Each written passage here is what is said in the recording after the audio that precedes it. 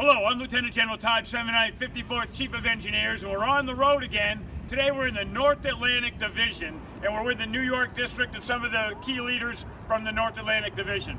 I'm on a tour to go see a lot of the division headquarters, and the team here has brought me out to basically Rockaway to be able to look at some of our challenges. This is a part of the Sandy Recovery Program, a $5 billion program with a big storm that hit back in October 12. With me is Joe Frisina. He's the program manager of the Sandy program. Joe, tell our team a little bit about what was the whole Sandy recovery team? What did it involve, and some of the challenges maybe?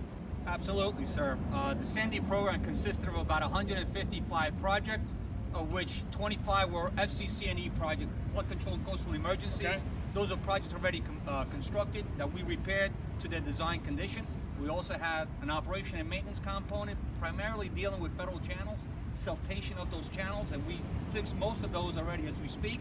We also have the ABU project, authorized but unconstructed, of which this is part of.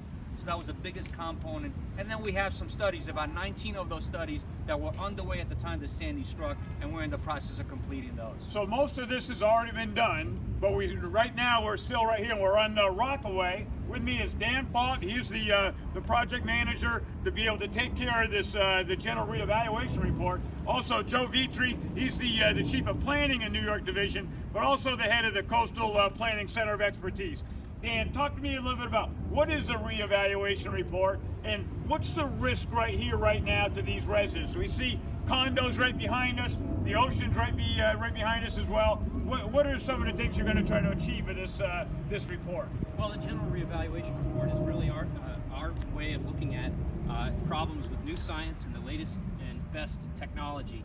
This area is unique because there's not only flooding and wave damage coming from the Atlantic, but there's flooding coming from the Jamaica Bay side.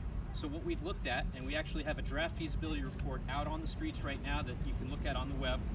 We're looking at a hurricane barrier type closure structure that would actually close in the event of a storm to prevent the inundation from the back bay. And we're also looking at robust Atlantic shoreline alternatives, including groins and sand dunes and things that Rockaway has not had in the past. So what Dan's explained to me is that you've got several different type of things that we can put in here to be able to help take care of the people. You really have two risks. You got a risk then coming from the ocean right behind us here, but also probably a risk that's even worse coming around the backside to be able to continue to come back up through that back bay. So it really is a combination of several different types of structures or dunes or whatever we need to do to be able to bring down that risk.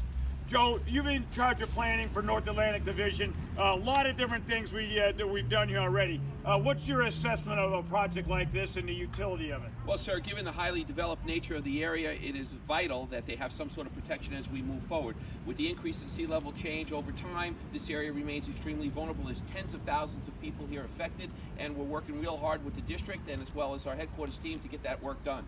Well, listen, the three of you and the district and the division have done an outstanding job. I just want you to know that, our theme in the Corps of Engineers is we got to deliver the program. We got to execute what we've already got.